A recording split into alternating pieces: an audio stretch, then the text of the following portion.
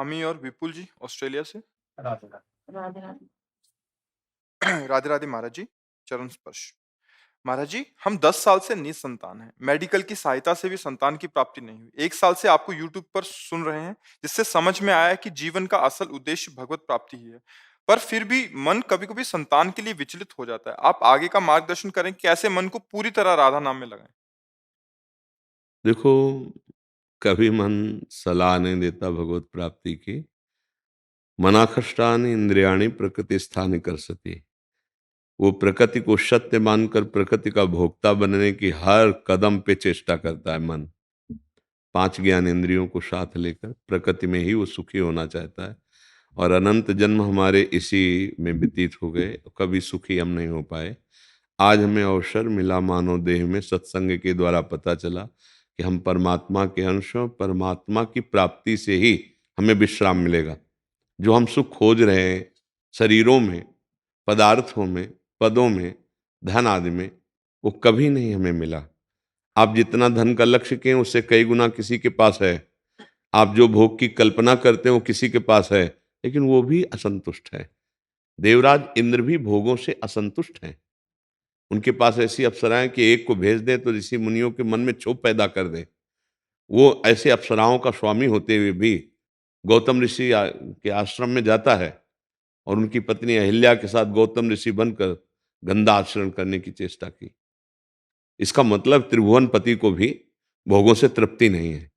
क्यों? जब तक भगवान के चरणों में चित्त नहीं जोड़ा जाएगा तो किसी को भी कोई भी भोग संतुष्ट नहीं कर सकता।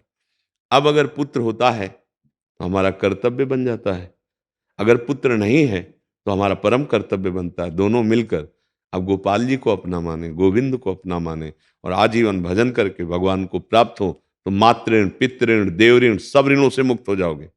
भागवत में एकादश स्कंद में वर्णन है कि जो मेरा भक्त है वो समस्त ऋणों से मुक्त हो जाता है। इसलिए तुम्हें चिंता नहीं करनी। पुत्र नहीं है तो हम भगवान को सीधे बनाते हैं। वात्सल्य भाव से भगवान की उपासना करके हम भगवान को प्राप्त होते हैं। हमें कोई चिंता का विषय नहीं। मानवदेह पुत्र प्राप्ति के लिए नहीं मिला, मानवदेह भगवत प्राप्ति के लिए मिला है। अगर पुत्र होता है तो हम उसमें भगवत भाव करके अपने कर्तव्य का पालन करते हैं। अगर नहीं है तो हम आकांक्षा भी नहीं करते। जोई जोई प्यारो करे सोई मोहि भावे। आप अगर राजी हो कि हम दोनों ऐसे मिलकर भजन करें, बस हमें भजन कर। अब उसकी तरफ बार बार मन को, क्योंकि आपने उपाय कर लिया। आप कह रहे हैं कि हमने डॉक्टरों के द्वारा भी उपाय किया, सब किया, नहीं हुआ। इसका मतलब प्रारब्ध में हमारे संतान योग नहीं होता। तो हम संतान योग प्राप्त नहीं करने, हम भगवत योग प्राप्त करने आए। अगर संतान हो जाती है तो उसकी भी सेवा करके भगवत योग ही प्राप्त करना है।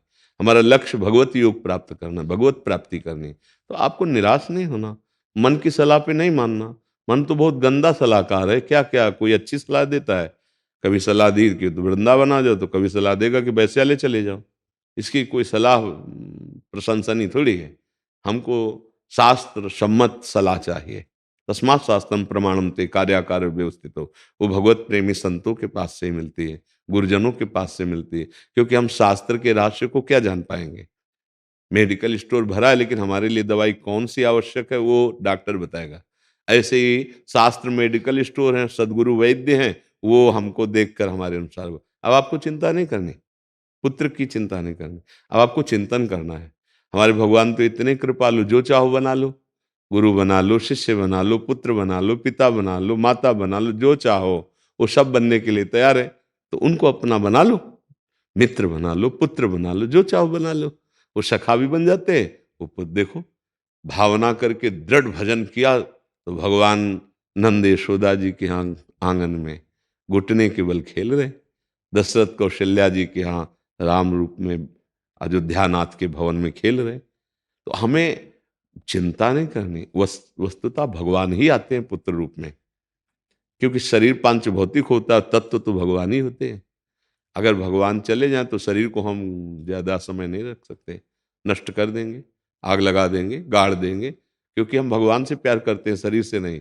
पर अज्ञान के कारण हमें ऐसा लगता है कि हम शरीर से प्यार करते हैं, पर वस्तुतः कोई भी शरीर से प्यार नहीं करता। क्योंकि जब भगवान अंतर ध्यान हो जाते हैं तो चाहे पति हो, चाहे पत्नी हो, चाहे पुत्र हो, चाहे कोई भी हो, वो उस शरीर को नष्ट कर देता है। समझ रहे हैं ना? तो आप सीधे भगवान को अपना मानो, बढ़िया मार्ग है।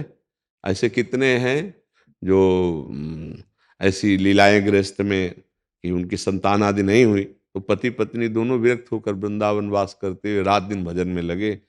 अब अपने इस कल्याण की क्या बात, 21 पीढ़ियां तार लेंगे अगर सही ढंग से भजन हो गया, क्योंकि धाम वास कर रहे हैं, वैराग्य से युक्त हैं और भजन कर रहे हैं। तो हम कह रहे हैं ऑस्ट्रेलिया में रहते हुए भजन हो सकता है?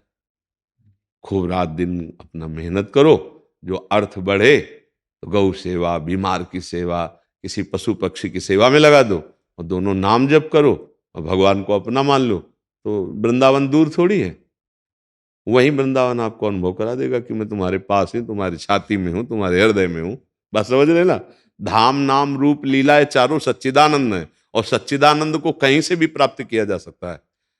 उसके लिए किसी स्थान विशेष की जरूरत नहीं। जहां से कहो सो कहाँ, जहां प्रभु नाही, ते समाज गिरजा में रहू, अवसर पाई बचन एक कहू, हरि व्यापक सर्वत्र समाना, और प्रेम ते प्रगट होए मैं जाना।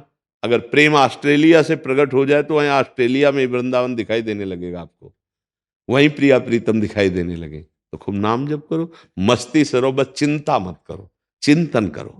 मनुष्य जीवन किसी अभाव से युक्त होकर जलने के लिए नहीं मिला, हर अभाव को काट कर भाव की प्राप्ति करके परमानंद में डूबने के लिए मिला। कोई भी अभाव हमें असंतुष्ट नहीं कर सकता। हमारे पास धन नहीं, हमारे पास पुत्र नहीं, हमारे पास पत्नी नहीं, हमारे पास ये नहीं, हमारे पास यही अभाव है। अगर कुछ नहीं है तो मेरे पास भगवान है, जिन्होंने सब कुछ बनाया है।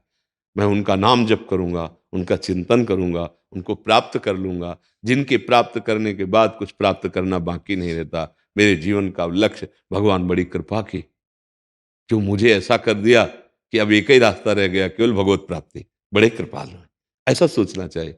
हम निगेटिव सोचे ही क्यों, नकारात्मक भाव क्यों बढ़ने दें? इसलिए अच्छे भाव का सृजन करो और भगवान की प्राप्ति में चलो। ठीक है।